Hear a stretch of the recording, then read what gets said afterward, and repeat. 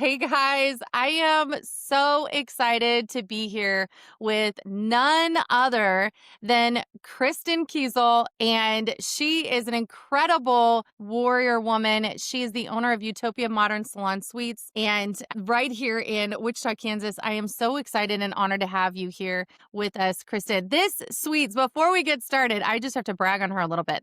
She's a mom, she's a business entrepreneur, and her salon has had rapid growth. It went from 1 to 2 within 14 months. And then the third one just 10 months after. And you're in different parts of town. And so all over the place with that too. Oh my goodness, Kristen, thank you so much for being on with us. You're welcome. Thank you. I'm also a grandma. That's my favorite thing. I have 4 What? grandkids. How All many? my kids are grown. What? How 4. many? 4. Yes, they're all about to have birthdays. They will turn 8. And then we have twins that are 4 and one that will turn 3 here in the next couple months. Wow. How many kiddos do you have? 3. 3 kiddos. So, yes. That's amazing. Have you always lived in the Wichita area? Was born in Nebraska, Okay. and then we moved to Salina, Kansas, right before I started middle school. So I lived in Salina through middle school and high school. And then I came to Wichita to go to cosmetology school. Then I got married. We moved away. We moved around a little bit. We did settle down in Olathe, Kansas. We were there for 18 years. And that really kind of felt like home. That's where we did the bulk of raising our kids and where our third one was born and raised. And then moved to Wichita 10 years ago. And now I feel like Wichita is home. I love Wichita. And I didn't want to move back here. I came kicking and screaming, like, I don't want to go to Wichita. And I have loved it and probably will never leave. Wow. Except, if a beach calls my name or something. And do you have a favorite beach? All of them, warm ones. So Mexican ones, Jamaican ones, any beach. I respect that. What's a fun fact about you that not many people know? Like, do you speak a foreign language? Is there a weird food that you like? Music maybe people wouldn't expect. Grandma is one of them. I wouldn't have guessed that one. What's a fun fact? Oh gosh, that's hard. This I just kind of, it's funny because I can make fun of myself. I come from a family with some musical abilities. My mom and my grandma are my grandma was, my mother is very talented on the piano. I have my youngest brother is a drummer in a band, and I was given absolutely no gifts in that department whatsoever. I took piano lessons my whole childhood, and I cannot play the piano Man, or sing. you were Although I destined love for to more. try, Well, that's fun. I said you were destined for more. I guess. Yeah. I love it. I do want to get into your business ventures and maybe kind of break that down a little bit. What we're here today, though, is to hear about your story, Kristen, and what brought you to where you are. So I think the best thing to do is to start with your businesses. Let's talk about Utopia Modern Salon Suites. This, by the way, I've been to a couple of salon suites before. Can you explain kind of what they are? Yeah. It's a newer concept for salons. It's not as new to us as it is to the rest of the country. I want to say this concept began 20 to 25 years ago. It's traditionally salons are open air with multiple stylists working among each other in one big room. And some salons pay their stylists based on commission or an hourly wage, and other salons let those people lease or rent the chair. What we've done in the suites is we've taken that concept one step further. And although we are a salon as a whole, every individual beauty professional, whether it be a hairstylist, a wax professional, an esthetician, a nurse injector, a massage therapist, whatever we have in there, they lease their own room within our salon. We call them suites. Some brands call them studios. It's all the same, but just with our branding, we call them suites. And so in those suites, they have 4 walls and they have a door that locks. They have a lot of glass so they can see out and still feel a part of it. But they can have those real intimate conversations with their clients. For those who do waxing and things like that, they can have a lot of privacy by pulling a curtain and things like that. So these people have access to their space 24/7. they can run their businesses however they want independently. Of course, we do have some structure and some requirements. However, the beauty professionals that we work with are all exceptional and they do really well in this environment. So it's perfect for those people who don't want to have maybe a team or a brick and mortar storefront of their own. And they want to be independent. They want to set their own pricing, have their own website, do their own thing, be their own business. They can do it within Utopia. And we provide them the space and the square footage and the floors and walls and ceilings, but we also provide them a lot of other support and community because we all like to be a part of a community. So sometimes when you're going independent, that can get lost. But so that's what a suite concept salon is. And I guess I also covered how we kind of differ from the rest of the salon suite concept franchises. Most of them they're wonderful. I would never speak Mhm. poorly of any of them. It's a great concept and I didn't invent it. But we do really foster an environment of community and support. So that's what Huge. I believe sets us apart. Yes. Well, there's a couple of things I think that set you apart. One of them is you have created a space that literally looks luxurious and high end. And that's a very big deal because oftentimes it can be overlooked, the aesthetics for the customer and the assumption that the suite is going to be covered by the owner or the entrepreneur, but you've covered it all. So you create a space that it just feels like luxury to walk into. So what a gift for any owner of a small business that wants to have a space where they can collaborate. The other thing too, I've heard about you is how incredible you are as a mentor as well, and how you really foster independent thinking and entrepreneurship and create space for people come to you and ask for advice and tips and you provide encouragement and things. So yeah, you are cut above Kristen, which is probably half of why I could not wait to get on this call with you. Oh, well, thank you. Well, I will say I worked in Salon Suite Concept Salon in Wichita for 8 years before I opened Utopia. And prior to that in Olathe, I worked in one for 2 years. And so I took what I desired from those experiences and built Utopia. So one thing that the place that I was at previously here in town, I remember constantly being disappointed, not upset, but just disappointed with the fact that there was no real comfortable space for my clients to be while they waited. If they came early or if I was running behind, I was a hairstylist working in there, and there was no place for them just to get a drink of water. And so I thought, oh my gosh, what a simple thing. You provide comfortable seating and offer water, coffee, tea. And it's crazy how minimal effort and expense providing that is and what a big impact it has. And those things are available to people who work in the salon and their customers so that, like you're saying, which I really appreciate, the feeling of luxury is offered to all. And it's just, when you go and you're getting those beauty services, it's a feel good thing all the way around. It is expensive. And I just really want people to come in and feel like they are getting all the value for the money that they're spending, not only with the person who they're paying to do the service, but with the whole experience of coming in the salon, whether it be hitting up our beverage bar or using our restrooms that we keep meticulously clean. Which I We appreciate. aspire to anyway. So I appreciate you saying that a lot. That's a huge compliment to me, and it's just wonderful to know that it doesn't go unnoticed. It doesn't. And I love too the concept of I could do as a consumer one-stop shop. I could have a day, my own spa day where I can get a facial, I can get my hair done, I can get a wax, I can go get my makeup done. I can have it all in one spot and the stylist collaborating and things like that. So it's a really incredible concept, especially the way that you executed it. So let's talk a little bit about that growth and the I'm going to kind of work backwards a little bit because here you are, you're working on opening your third store, and that is on the west side, right? Can you tell us where the locations are? Yeah, first location is located directly across the street from Topgolf, which that's been fun. We got to watch them get built alongside of us, and then we see all the traffic that they have. So we are across the street from them on North Greenwich at 29th in Greenwich. And then our second east side location is just 1.7 miles away. So Go south on Greenwich, turn right on 21st Street, and it is right there between Greenwich and Webb. And that is in the offices of Cranbrook. There's a lot of medical in there, dental, a bank, law offices. So we're a little bit unique being in there.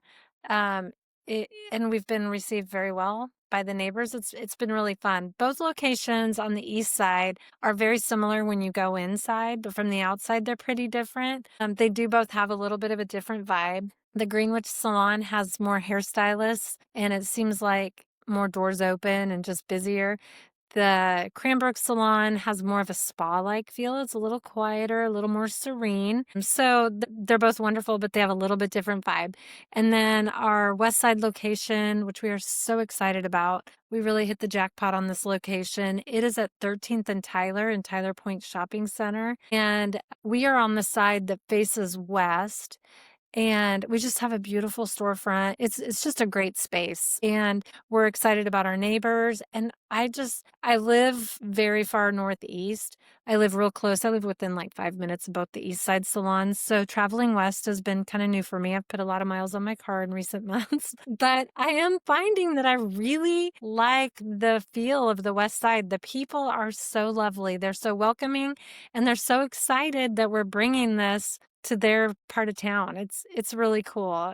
It's crazy how, over there they have just as many people with just as much money, but we seem to really bring in a lot of new businesses on the east side and are slow to grow west. And once you do grow west, it's great. The people are there and they are lovely. I love it. Can you talk a little bit about what you've noticed in the demand for salon like yours? Are you talking about in Wichita Yes. or? Or in general? In Wichita, I think we're catching up. Utopia's had a little bit of part in that with 37 suites coming to the area. I have seen some other people open suite concept salons. There is a great demand. And that being said, there is a great demand. Beauty professionals really do like to grow their business and then go independent so they can call the shots. They're not having to ask someone for time off. They're not having to follow rules that they didn't make. So there is quite a trend moving this way. But what I want to say about that is while we love that trend and it is great and it's not going to go away, there's also a place for the traditional salons and spas. I see a lot of students coming out of school who want to go right into a suite, and there's so much value in starting your business or your growth in a regular salon and working with other people, learning so much more than you've learned in school and growing. And that being said, too, I try to be really careful and I try to stay real collaborative with other salon owners and keep everything friendly. I know that salon owners get frustrated because they feel like the students come out of school, they come to them for a few years, they build up a clientele, and then they go to Utopia. That is just to dispel that myth. That is true to some degree, but it's not 100% true for 100% of the people. And while we do have great demand, there's always going to be a need for traditional salons. We're always going to be able to play well together in the same arena. And so I just think this is just another option for people. There's plenty of beauty professionals. There's plenty of clients for them. So I love the demand. I see the demand, but I just always want to be clear that that doesn't mean that there is no demand for the traditional salons. Yeah, they definitely meet completely different needs for different people, Yes. either Yes. stylists or customers. A lot of Right. customers prefer the whole ambiance of a specific service. And so I love that. I love that. Okay, so let's talk about your starting up Utopia. Let's go back to the very beginning with your very first Utopia. What was that like for you? How long ago was that? What was the big pull or draw for you to be able to do? Have you done anything like this before? Mm-mm. So I graduated from cosmetology school when I was 19. And So just a couple years ago. yeah, recently. And I never, my whole career doing hair, people would ask me all the time, "Are you going to open a salon? Are you going to open a salon?" I'm like, never, not on my radar. I did not ever desire to be a salon owner. To me, I've worked with a lot of salon owners as an employee, as a booth runner, and it looked hard. Why would you want to do that? So I never aspired to be a salon owner. While I was at the place that I was at before Utopia, when I was leasing a studio, like I said, over the years, there was things I was like, oh, I wish they would do this and we should do that. And, it'd be cool if they did this. And the more that all kind of came together for me, and I realized, you know what? If this place had maybe a comfortable seat for my client to wait in instead of a bench, or if my client could grab a cup of coffee or whatever, that would be such a big difference. And that would make such a big difference in my business because as an independent beauty professional, it is your own small business. And my pricing for my services increased based on my availability and my experience and all those things. But there's a point where that caps when people notice that, maybe the bathrooms aren't clean, or maybe, like I said, there's no comfortable place to sit and all that. So I started to desire a little bit more. And so I got out and I started looking, and I couldn't find a place that would meet my standards to go to work. And I was really sad. And I'm not an emotional person and I'm not a crier. But at one point, I actually came out of a tour of a different salon. And I got to my car and I started crying because I was so frustrated. I was like, why isn't there a great place, according to my standards, for me to take my business and go to work? I feel like I have room to grow, but I felt stifled where I was. And so I was just super frustrated. And I thought, what am I going to do? Like, there's nothing I can do. And then I started thinking, well, I guess maybe I could look into this. And at that point, I had no idea what was possible. I went to my bank first. I just went to a lender at my bank where I had my checking savings accounts. And I was like, so I have this idea, could I borrow this? I don't know how much it would cost. I don't know what to do. So she was really instrumental in just telling me the process. So that's where I started. And then I talked to a commercial real estate agent that one of my neighbors in my salon, her client referred me to. Anyway, got in touch with the real estate agent and started asking him questions as well. Like, how does this work? How much does it cost to lease space? How much space would I need? I knew nothing. And so what I did is I just got really resourceful. And I believe this whole process, sorry, I feel like I have a hair, started, oh my goodness, I'm going to say early 2022. No, it was the end of 2021, late 2021. And so I just started tapping any resource I could get my hands on and finding out things. And then I felt like the path just kept being laid before me. The next step was there. And so every single time, say for instance, for an example, I would ask the real estate agent, the commercial real estate agent, his name's Tim, ask him a question. He'd say, let's look at this space. We'd look at this space. And then the next thing would come along, this is a great space. We've determined, do you want to sign the lease? I'm like, oh my gosh, 10 years? So I really just had to be brave to take every next step and stay the course. And I really realized, and I'm sure this is something you want to get into more later, I didn't know what I was doing. I was learning as I went, and I just kind of had blind faith. And I just thought, you know what? I can stop here and not do it. And I just kept, really what kind of kept me moving forward was the vision of, at this point I was 49, 50 years old. And I was like, okay, I know I want to do hair for 10 more years. I don't want to do it past 60. I've got 10 more years in me. Where do I want those 10 years to be? If I want those to be in the dream place, I'm going to have to build it myself. So when I would start to chicken out or come upon something, I thought, I don't know how to do this. I just figured it out. So I finally just kept on going. And to be honest, I don't know what happened.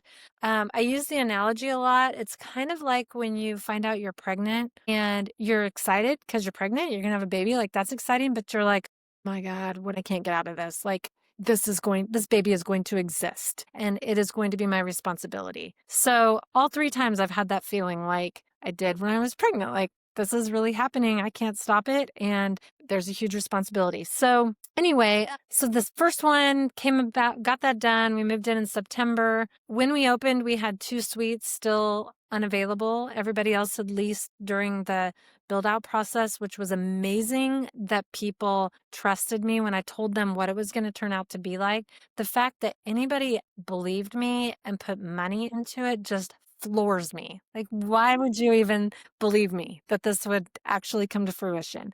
I mean, they put their eggs in my basket. And so we opened up in September. At that point, we had 2 suites available.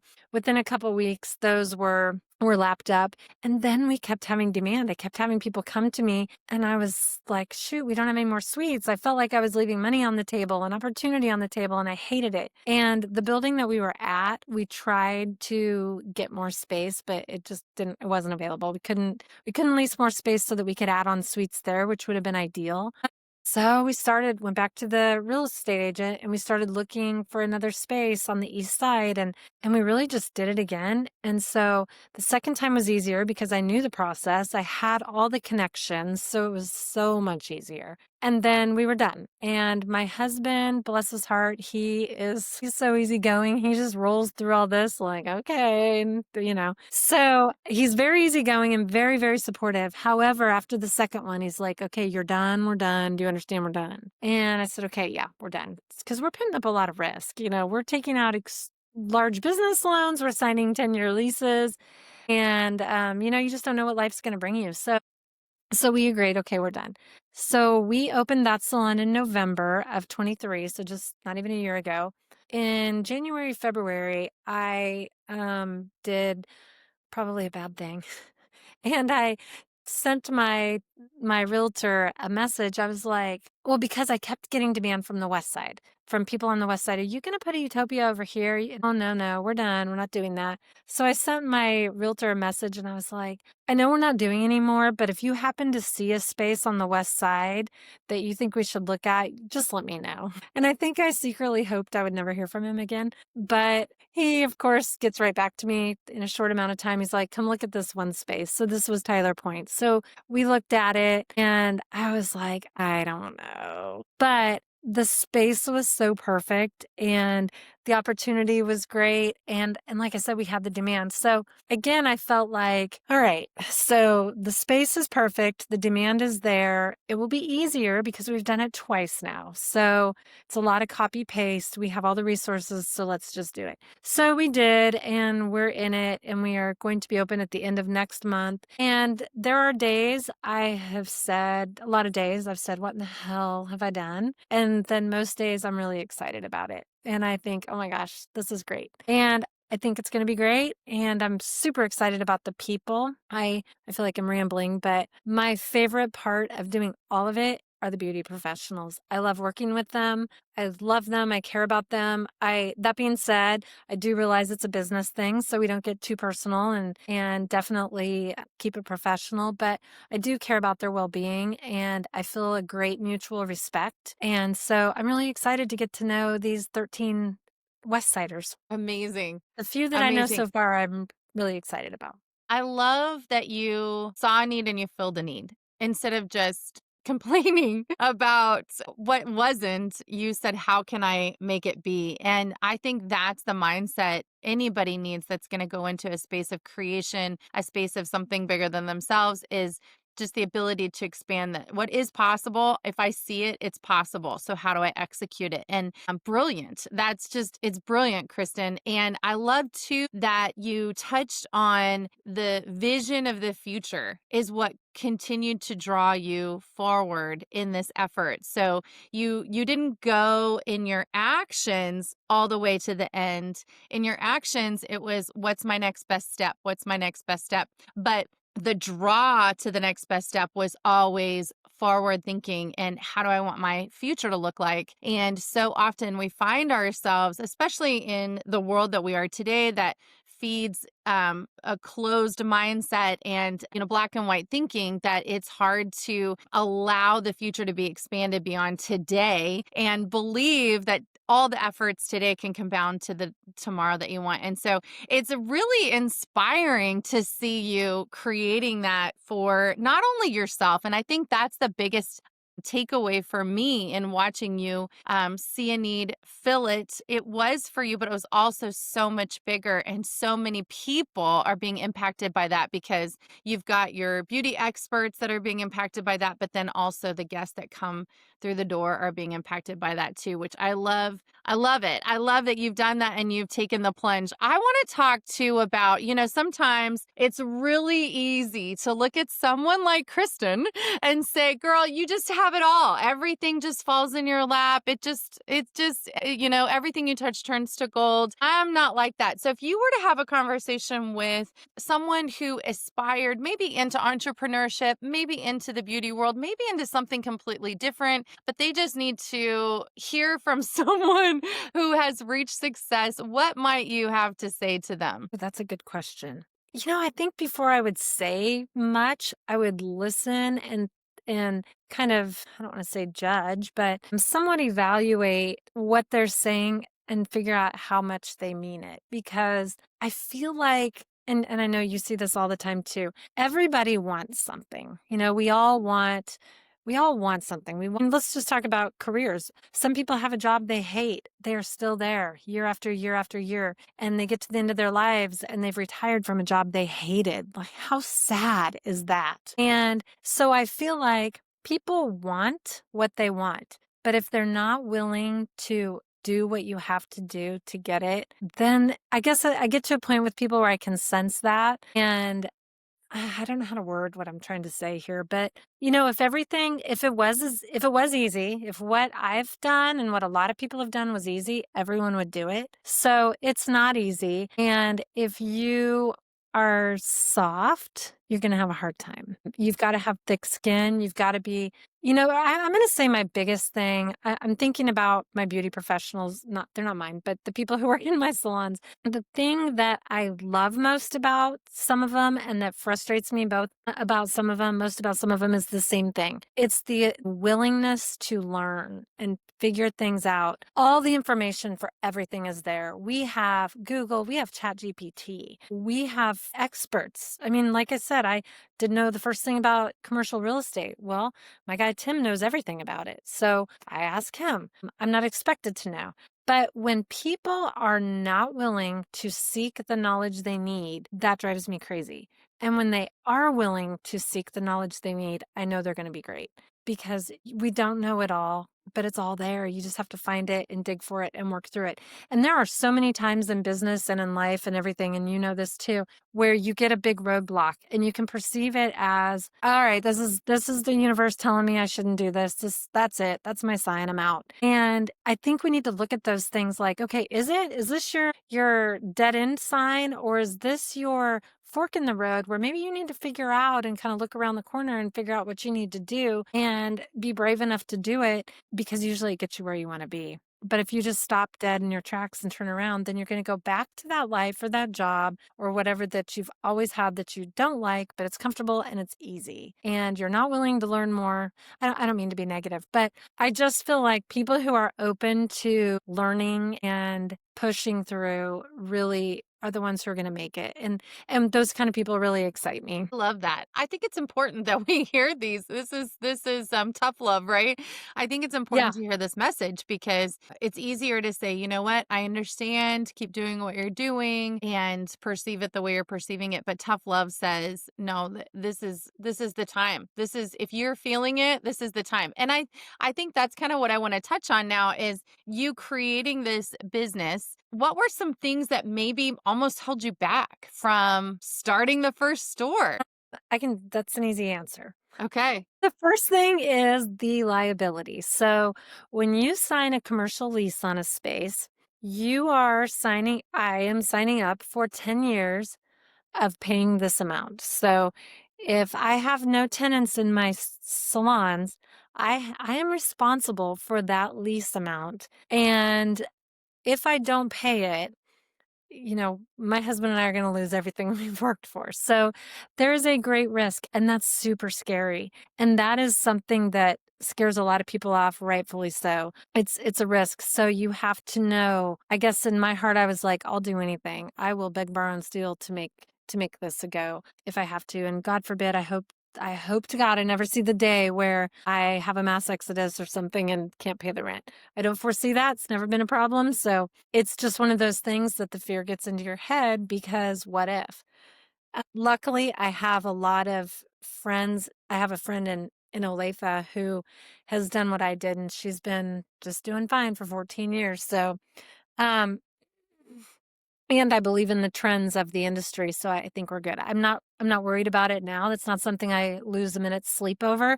But in the beginning, when that 10-year lease is put in front of you and you have to sign it, that's pretty scary. The other thing that was really scary was obtaining financing. This is the build out for these salons is pretty expensive. It's a big financial commitment. And again, like the lease, it's in the form of a business loan and it has to be paid. Taking on the commitment of 10 years of lease payments on the space and then the loans is very scary. And something else that's kind of an interesting twist on that is people who are in their late 30s to mid 40s are probably the ideal people to be doing this because you're still young and energetic and you've had some life and you know some things. My husband and I are in our 50s, so the hard, you start to wonder. Part of what gave me fear was, what if we get sick? What if something happens in our family that we're not able to do this anymore and we're on the hook for all these things? So all those what ifs come into play. And, depending on who you are, what type of business you're in, how old you are, how young you are, your personal situation, you're going to have great big fears like that. And those big things are very, very real. And that's where a lot of people are like, yeah, no thanks, I'm out. So, and then on that note, you also have very loving, wonderful people who love you, your family members, your close friends, my clients. When I was a hairstylist, I am a hairstylist, but when I was still doing hair, who also put the fear in you because they want to protect you. So, people who say things like, oh, in this world with what's going on, you're going to open a business, things are just getting so expensive. And oh, at this point in life, and people will give you the fear and not to shoot you down, not to crush your dreams, but because they love you and want to protect you and you feel loved and protected. So then you consider like, oh, yeah, maybe Uncle Joe is right. This probably isn't a good,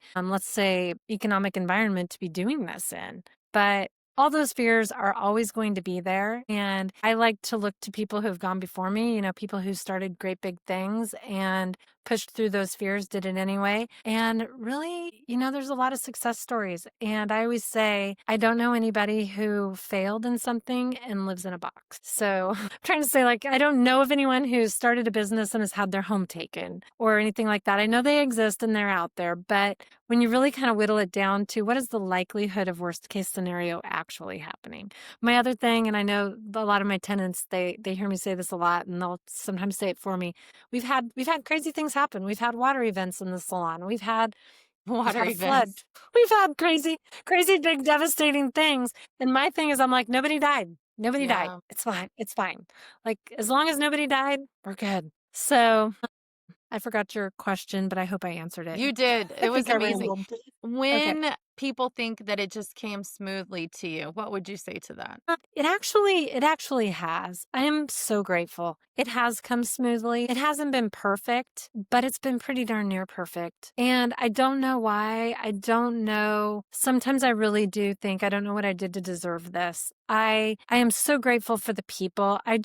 I really focus on the people who come into the salon and the energy that they bring. Like I said before, they have a respect for me. I have a respect for them. My business is nothing without them. And I think they appreciate what support we do for their business. But I can't tell you it's been hard. There have been some time, like right now we're in the last few weeks of construction. It's a little bit crazy, but there's an end in sight. I know that it's not going to be this way forever. We're going to get filled up, opened up, and then it's pretty smooth sailing. But, You we know, haven't had, it hasn't been hard. I think that it's okay to be unapologetic about the resources pooling in. When we are walking in our calling and in obedience to that and saying yes to the next best step, which is what you've said you've done. And then our perspective too, where you're like, we've had water events, our perspective makes all the difference too in what is coming for us. And are we in a posture of receiving? Oftentimes, I think we're in a posture of not receiving. We take on a negative personality over a situation, or we block our blessings, then we're not in a posture to receive. But if you put yourself in a posture to receive, you say yes to the next step,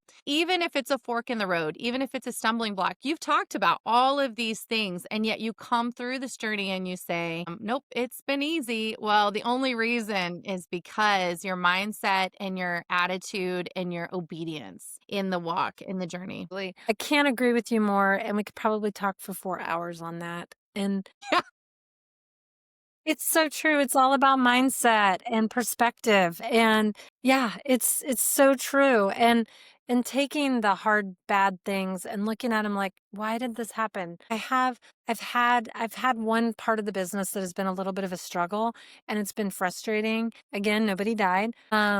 And I'm thankful for all the issues that come up because of this one tiny aspect. Every time I'm like, okay, that was a lesson learned. It has cost me sleep, money, time, and energy, but I have gained so much knowledge. It's been like a crash course in that.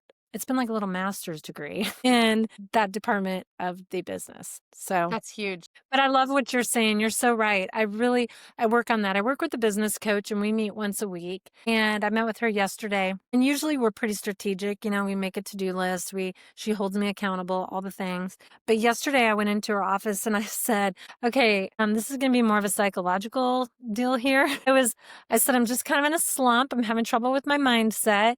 I've been trying to course correct all day, and we worked through it, and she reshifted it. And I'm going to tell you, it's incredible how just working through it and working on that mindset shift, it paid off. Like the rest of the day and this morning, things happened. I love the phrase, my husband makes fun of me a little bit on this one, but I love the phrase manifest that shit. Like when I'm really needing something, instead of like you're saying, exactly what you're saying, instead of saying, "Oh, it's not there," and pushing it away, I'm like, no, it's there and it's coming for me. Come on. Now's a good time. And I really believe in all that. So I love everything that you just said, and I second all of it. And I think so many people miss the mark on that. And it's just so simple. And it's just right there. It's What are some available of to your everyone. what are some of your Okay, my favorite one, starting from the top, is gratitude. Um, and this is something I'll tell you the origination for where this ding ding ding came to me years ago. But when something, I'm trying to think of an example without going too far back, but always just be grateful. Even when, like I said, when something unfortunate happens, be grateful for what it did bring you. There's always a silver lining to everything. And when you really look at hard things, negative things with gratitude, you can find something good in them. But when things that are good come to you, always be grateful. I'm sure you remember being young and having birthdays or Christmas, and your mom would make you send thank you notes. My mom was like the thank you note queen. You can't cash that check until you send the thank you note. Mm, So such a good anyway, mom. that's something that I feel like is going away a little bit.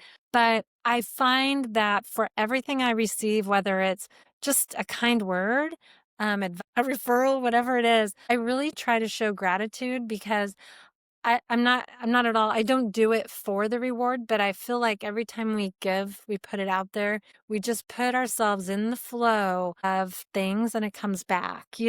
So my second thing, so gratitude is my first thing. Generosity is my second thing. I am not a wealthy person, and I can't wait to hopefully someday be one. I've always said I deserve Oprah's money because I would have so much fun giving it all away like she does. Awesome. Someday that would be super cool. I have great ideas. And I'm not trying to be, I'm certainly not holier than thou. I would love to have I don't know, cooler house, cooler car, whatever, beach house, lots of You can have it all, vacations. Kristen. Right, right. I would love all that just like anybody else in the world would. We're all the same. However, I really find that when we're generous, generosity comes back to us. And I think, like you were saying, you touched on this before, we kind of get clinched in this scarcity mindset or fear, like, oh, the economy, blah, blah, blah. Well, the minute I give something, something comes back to me. And it might not be in the form of money. It's going to be in the form of something. And that's not why I give. And like I said, I don't give a lot, but I try to every few days, if I think, you know what, I haven't done anything charitable, whether it be $1 or I'm just giving a compliment, just telling a random person, giving them the gift of your hair looks really good today. Whatever, just being generous. So, number one, gratitude. Number two, generosity. Another thing, definitely stay true to your word. Something that drives me crazy is when somebody says they're going to do something and they don't do it. And that person quickly can lose credibility with anyone. So I really try to, I think that it's good that we follow through on the things that we say we're going to do. For instance, I know you and I talked a little bit ago this morning. This morning, a lot of things hit me, and I felt we had a lot of things going on, and I had the thought of, oh my gosh, this is such a bad day for this podcast. There's so much going on. And I thought, no, I said I'm going to do it. This would totally mess up, have to reroute your day. It's fine. We've had no interruptions, so I really find that if I stick to the commitments that I've made, everything goes better, and you maintain credibility with people that you need to have credibility with. I think this So is huge. Gratitude always puts us in a posture of recognizing blessings. And when we recognize blessings, then we'll know which ones are ours too, and we can pick them up. And then generosity, I always think of, if I'm generous, my hands are like this. So that means I can receive as well. If I'm not generous, I can't receive because my hands are like this. And then let your love yes be that. yes, a person of your word. I think that not only impacts the people outside of you, but it impacts yourself. The more you don't honor your word outside of you, the less you'll believe your word inside of you. Kristen, if you had rescheduled on me today, that would be one time. I would only have one record of how often you have changed your mind, but you know how often you have changed your mind or not allowed your yes to be yes or your no to be no. And so I think the credibility is within, and that's where you strengthen yourself in your resolve to build things that are bigger than yourself, like Utopia Modern Salon Suites. This is huge. I do want to touch on, what is it that brought you? You've got experience being a salon or a stylist, of course, and but you'd never had experience owning a business. Is that right? Not like this. As a hairstylist, a solopreneur, I had a A little little bit of bit. business management. What do you think from the birth of Kristen, without getting into a whole autobiography, but the birth of Kristen to today, what are some things that maybe, just created the character of who you are today to allow you to become what you're becoming now? Oh, that's an interesting question. So I know that I briefly shared with Mhm. you a little bit. I'll tell you, I was a kid, a girl, just like anyone who wants to grow up and get married and have babies. Actually, not everybody wants that now, That's which is true. really Not cool. everybody wants that. I'm kind of digging that trend. So to back up a little bit, I've always been a very traditionalist with male and female roles and that kind of thing. And for the most part I am, but I love it. being in business, I know I'm kind of getting off here, but being in business as a female has been so enlightening. It kind of is a man's world, and I am loving penetrating that. And I love penetrating that with other women, like Yeah, all of our beauty professionals who are women. And we love men too. Nothing against men. This of isn't course. anti-man at all. Of course. But I have noticed, back to the gratitude thing, I have become more aware. I never was aware. I got off track here, but I'll get back. I have become aware and paid attention to the fact that in certain countries, in today, in 2024, there are countries where women cannot drive, be educated, have a job, and never in their wildest dreams become a business owner. No way. So, number one, I am forever grateful to be living where I live, where this is possible and Yes. supported. So, that is really cool. I was born in, I'll give it away. I was born in 1971. I don't remember being a kid in the 70s much, but it really wasn't, I didn't know I don't recall knowing any like female doctors or business owners. Those were men, My friends' parents, the mom stayed home and baked cookies. My mom actually did work. She was a single mom for a lot of the years, and she always did have a job and dressed up and worked in a bank and always looked so pretty. It was fun to watch her. That being said, she always put her family first. And so traditionally, not always, but in a lot of families, the mom/wife works, but she's also responsible for most of the jobs at home, the laundry, the cooking, the meal planning, the kids, and all that. Not always, but I am enjoying seeing those shifts. And I am impressed with women who really know that they can make it on their own. They don't need a man. Men are great. My husband couldn't be better, and I can't imagine my life without him. I don't want to see what that looks like ever. But it's not for everyone, and that is okay. And I love that there's some acceptance in that nowadays. Same with kids. We women weren't all born to have babies. And those of us who do, wonderful. If that's not for you, you're going to have a great life as well. So I, though, always did dream of growing up, getting married, having babies. And I always wanted to be a hairstylist. I loved going to the salon and getting my hair done. I just loved being in the salon. And from the minute I was old enough to be in the salon, I remember way back. I remember when I was in kindergarten and my mom had my hair cut like a boy. And that was not a fun salon experience. But um, anyway, so I always knew I wanted to do that. So I did. I went to cosmetology school. I became a cosmetologist. Then I got married and then I had kids. My first two kids were born 25 months apart. They're both girls. And when they were born, they were really like bida bang, bida boom. We had one, we had the other one. So being our first, we didn't really know what was normal. And so our oldest was little and sick a lot. And she had a lot of respiratory problems. She had trouble gaining weight and just didn't seem right.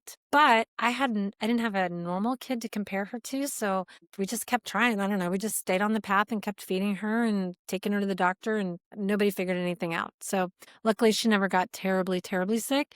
Well, then we had our second one and it was kind of the same thing. And by then my friends were having kids and I was around other kids and I noticed things about my kids that were different from theirs, just general things. And so I began pursuing these health issues a little heavier. And I remember, um, this is all part of my story.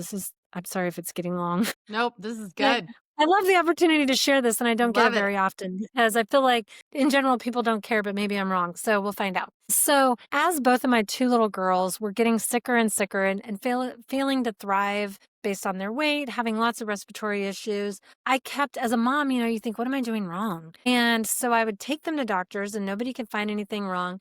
And I started to get paranoid and think, you know what? People think I'm crazy or people think I'm doing something. And I even had someone in our family who I thought, and I don't know if this is true, but I felt like he thought I had Munchausen syndrome. I got very Yeah. paranoid. I was like, he thinks I'm crazy. I'm doing this, whatever. So, funny thing is, he happened to be in the medical field. And so I'll circle back around to that. So when my girls were 5 and 7, they were finally diagnosed with cystic fibrosis. And that was a terrible diagnosis. And although it was extremely bad news, I felt vindicated. And so for the family member who thought I was crazy, he also, boy, he went back around to those doctors who'd misdiagnosed. He Wow. became my heck yeah guy. But anyway, they were diagnosed with cystic fibrosis. And I don't know how much you know about it, but I'll give a quick little overview. At the time in the year 1999, 2000, that's about where we were, CF was called a fatal genetic disease. And at the time, the life expectancy, I believe, was 32 years old. And that did not mean a good life. Our kids were 5 and 7. And when we began to realize what they were facing and the disease that they had, and luckily, because they'd made it to 5 and 7 without diagnosis, that meant that they had a pretty mild case, which was great. If they had had a more extreme case, they probably wouldn't have lived that long. So at that point, our number one hope, or not our number one, but our realistic goal was, I hope they can live through high school. I hope they graduate high school. And then we would think, it'd be really great if they could maybe grow up and get married and maybe someday have kids. But we really never thought that it would be a possibility that they would outlive us or that we wouldn't suffer two terrible losses in their lifetimes. And once you're in a community, no matter what it is, whether it's a cancer community, a cystic fibrosis community, even any community that you become a part of, you meet other people in that community. And in our cystic fibrosis community, we were meeting people. We knew people who were losing their kids. We saw terrible things, much worse than ours. We did have scary times. We had a lot of hospitalizations, terrible diagnosis, just a lot of CF is all encompassing. It affects the digestive system, which a lot of people don't know about because you can't see it. But it greatly affects the digestive system and everything respiratory, starting from your sinuses into your lungs and everything. And you don't realize how dependent you are on a healthy respiratory system and digestive system until it's very unhealthy. The treatments and medications were extensive. We were thrust into a life of hospitalizations, home therapies, expenses out the wazoo. I'm trying to coordinate, one parent being home with one kid while the other one's in the hospital for 2 weeks, while maintaining employment and insurance. And so it was pretty terrible. However, our girls were just so adorable and so fun that, and, if you have kids, that's what keeps you going. Here we are crying behind closed doors, and they're just happy go lucky. They don't know, they don't understand their life expectancy. They did come to learn about that at a very sad young age, but they didn't know. So, about that time, the girls were 5 and 7. They were two girls. And if you've had kids, multiples, you know that the hardest decision is, do you have another one or not? So knowing that we had this gene possibility, we had a 25% chance of having another child with cystic fibrosis based on the genetics of it. We thought, but we have a 75% chance of having a healthy child. We really want a boy. We really want another one. And in all honesty, maybe we can have a kid so that we can be parents longer and maybe grandparents someday. So we went ahead and had that third kid, who sadly was diagnosed with CF when he was 10 days old, although I knew the minute he was born. So that was a third really bad blow. That was such a bad blow that our CF nurse had the results before we did and came to my house to give them to me. I remember, I'll never forget that day. So it was the worst day of her career to give a family their third diagnosis, because usually most families have one. Few have two, very few have more than that, just because of the odds. And a lot of people stop having children once they find out that that's a risk. So, and there were people who judged, what are you doing having a third child? You have this genetic defect. And I will say that all of my kids are worth having despite their genetic defect. They have a place in this world, and we are very glad they're here. And they are glad they're here despite their challenges. So as they grew up, these challenges were definitely mine as a parent. I had to navigate this. I was fully responsible for them staying alive, as well as growing up to be decent human and getting their Right. spelling words down and getting to school on time and dressing appropriately and brushing their teeth. Yeah. So there was all the things that all parents deal with, but then I also had to literally keep them alive. And I'm not a medical professional, and I never aspired to be one, but I had to become one Yeah. unofficially. So this journey continued. It was very stressful. It was very hard, but as it progressed, it turned into more of their, as their battle. We were there to support them, but these are the kids who were feeling sickness, having the surgeries, the hospitalizations, doing the treatments, having their friends and their friends' parents learn about their diminished life expectancy, and hearing things in school. I'll never forget, my second grade was told by one of her friends, because mom said something about her not living to graduate high school. And so, your kids come home with this, and that was hard. So anyway, they all grew up. We really helped them become independent with their treatments and their medications. My oldest daughter graduated from high school, went right to college, did great. She thrived. She had some setbacks. She had some hospitalizations. And then my second daughter, she graduated in 2012, and she went right off to college. She liked to have a little more fun. And so actually, I think they Those middle both, kids. she was the middle kid. So definitely she's all middle kid. So her health it kind of started to catch up with her. Things got pretty scary for her. She grew with cystic fibrosis. The lungs grow bacteria that you and I don't have to deal with, and it's very aggressive, very mean. I'm sure you've heard of MRSA and Pseudomonas and those kinds of bacteria, where if you grow them or I grow them, our immune system usually works and gets rid of them. When they grow them, it just takes over, and it can take them down and result in the need for double lung transplantation. And it's going through the mud just to get to that point. So it's pretty intense what they go through. So my second daughter, she was really, really she was on not a good path physically, health-wise. So that was looming. Yeah. And then my son, he has his own story. His cystic fibrosis went hard on his digestive system. And so when he was 2, Our doctor, this is really taking a hit on his liver, and someday he's probably going to need a liver transplant. Well, when he's 2 and you're looking at him, it's like, yeah, okay. Well, as he went through his childhood, he looked like a little starving child. He had a great big distended belly and skinny little arms and legs, and he was sluggish. He had a very poor functioning liver his whole childhood. It was sad. He was very tired, but he tried. He just wanted to be like all the other kids, but it was a struggle for him. When he was 9, his RCF team said, "It's time for you to see the liver transplant team and get started talking with them."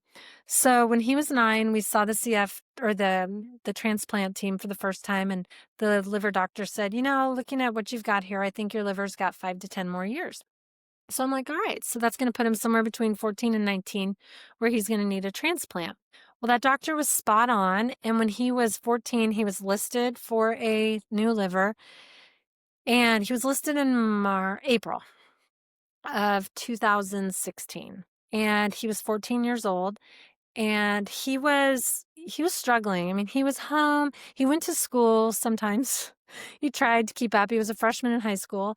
And again, we're trying to manage. I'm trying to keep him with passing grades, trying to keep setting him up for success, all the while trying to keep him alive and balance that.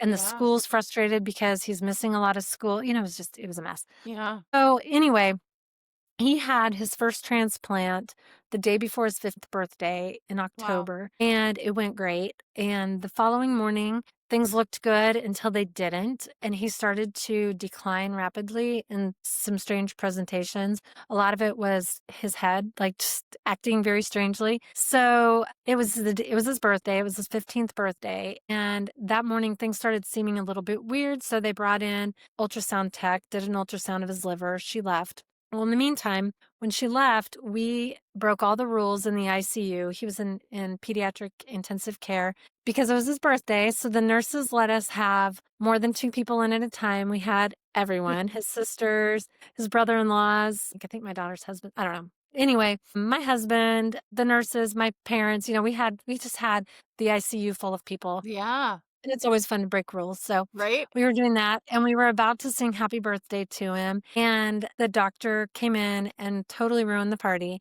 He came in and he said, I need everybody out except for the parents. The ultrasound had come back and it showed that I haven't told the story for so long. I'm not schooled on it all again anymore, but the portal vein, the main vein that takes the blood flow to the liver was clogged. There was a clot and it wasn't working. So his liver was getting no blood flow. So essentially he was dying, which is why his brain was acting weird because it was filling up Wow. with ammonia. So this is a dire situation. Yeah. And I have done a lot of work over the years, even prior to his transplants with Midwest Transplant Network. And I work as an ambassador for them promoting organ and tissue donation. And one of the gals that I worked with there, this happened to her husband and he passed away. And unfortunately, I knew that story. Nobody else knew that story and no one else knew I knew that story, but that's what I had to go on. So as the doctor clears the room and tells us what is happening, I'm like, oh no, this happened to Diana's husband. So I don't share that information. And they took him to surgery. They said, we're going now.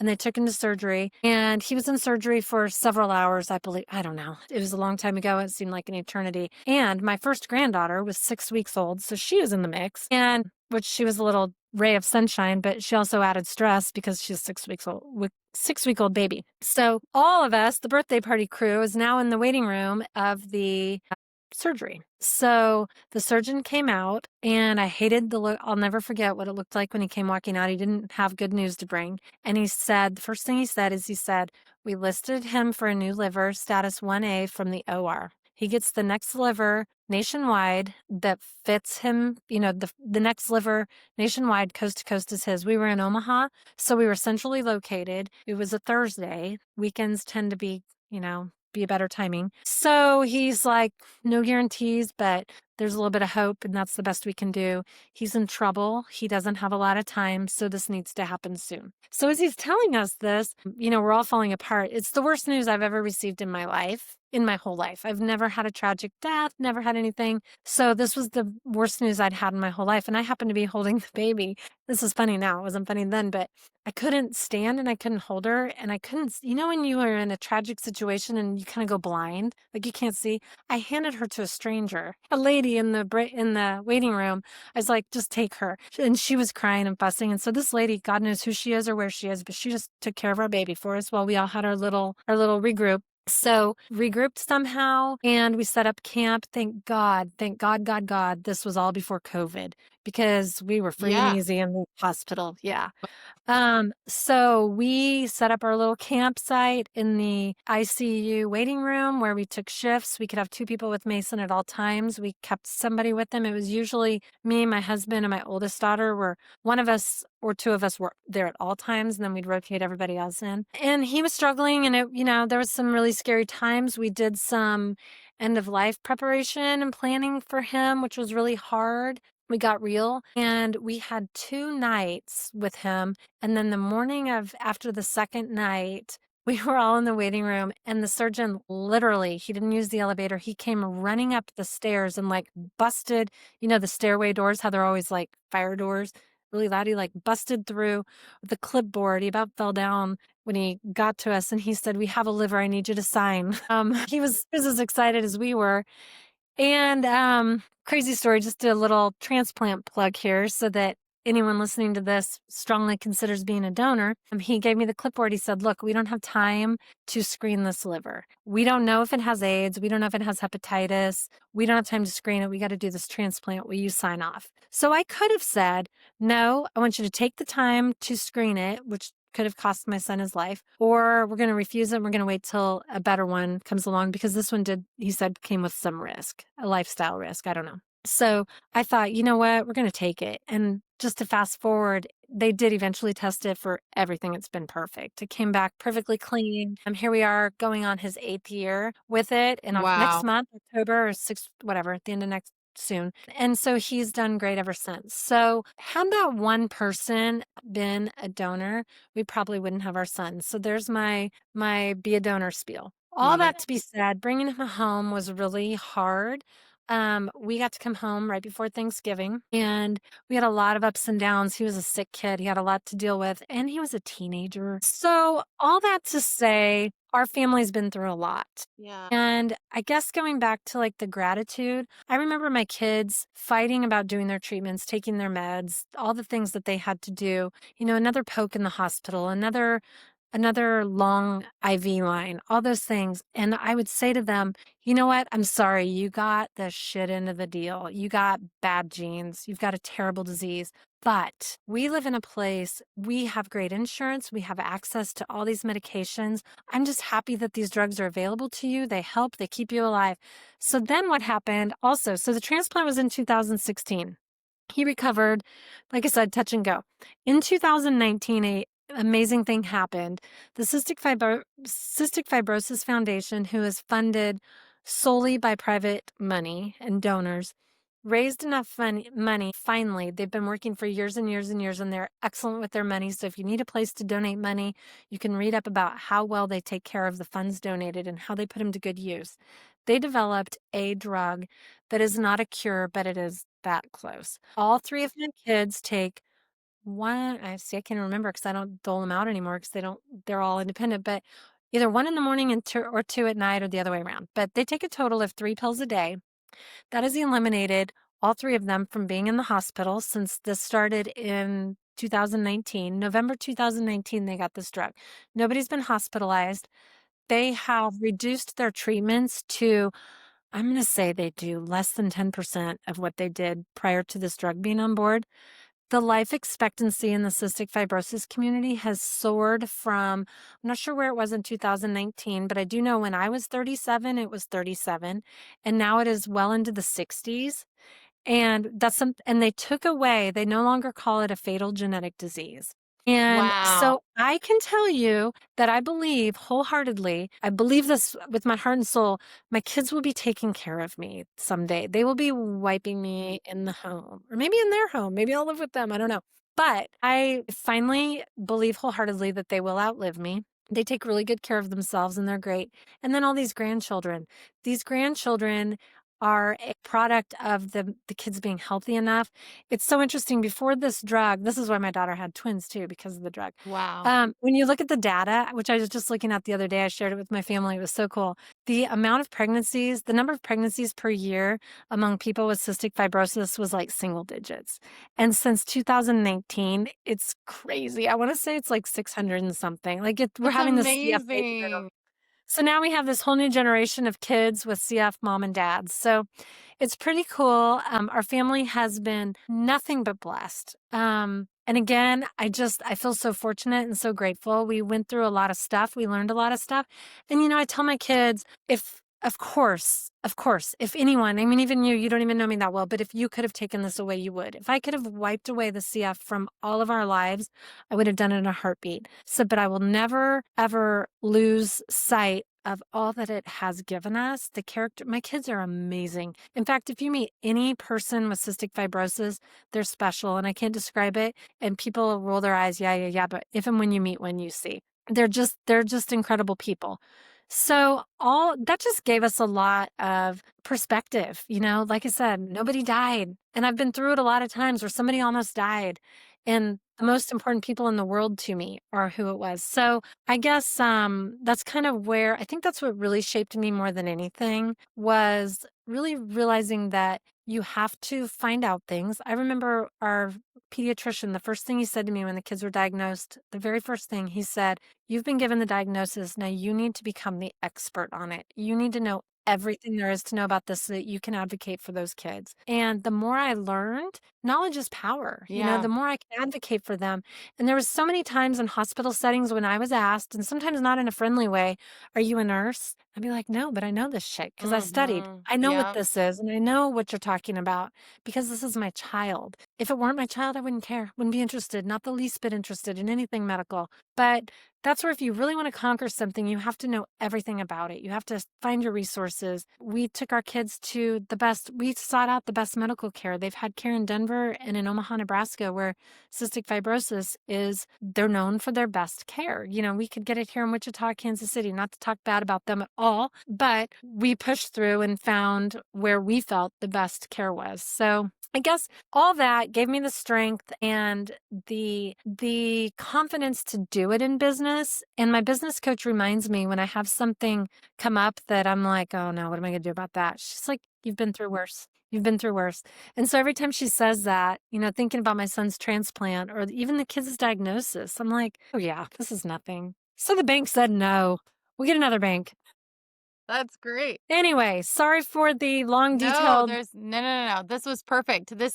My whole takeaway from that was this time with you has been like layered upon layered of empowerment. One of my sound bites is do the thing even if you don't know what you're doing. The importance of donors, donate funds and maybe even bodily parts. And then the Cystic Fibrosis Foundation, how important that is. Now we have a face to it. So it makes a big difference as well. If you want to conquer something, you've got to educate yourself. These are all my sound bites that I'm getting from you, Kristen. And then gratitude. Huge. This is huge. And it's so important to know that everybody's going through something. I'm going to quote you. Everyone, this is a Kristen quote. Everyone faces challenge, whether in the past, present, or future. These tough times and difficult situations are what shape us and give us strength as long as we allow them to. And Kristen, this is huge. What a great resource your life is to us who have been able to listen, those around you, and the impact that you've had. And I just am so grateful to you for sharing your time and your vulnerability with us. The mission behind this podcast is she's got a story, and oftentimes we don't have the opportunity to sit and hear it. And so I'm just so grateful to you. I know we all are that you took time out of your day even though it wasn't convenient to Fine. gift us this time. So I have a couple of pop quizzes. One is what's a book you're reading right now? My gosh, I just started it. Atomic Habits. And I'm sorry, I can't think of the author's name offhand. The good one. Do That's you a good know one. what is let me look and tell you. Let me tell you, it's on my phone here. I just like to note the James Clear. Atomic Habits, highly recommend. Highly. I actually bought the book and gave it to my son. I hope he's reading it. It's so much more than you think. It's had been recommended and it's even better Yep. than I It's a great expected. one. It's a great one. Okay. Favorite drink? Don't judge me. This is kind of bad, but I have a pre-workout drink that I drink every morning Nice. and I love it. It tastes good. It has a little caffeine. It's not terrible on my kidneys and I love it and I look forward to it every morning. It's like my cup of coffee. That's fantastic. I love that. What's a new habit you're building for yourself right now? I'm really trying to work on just my time, a lot of habits, time management, time Time management. management. Yeah, I don't think we're ever gonna be able to manage our time, but we can definitely be keep strategic trying. with our time. Yeah, I love it. Fantastic. Listen, you have been a gift to the world. Thank you so much, Kristen.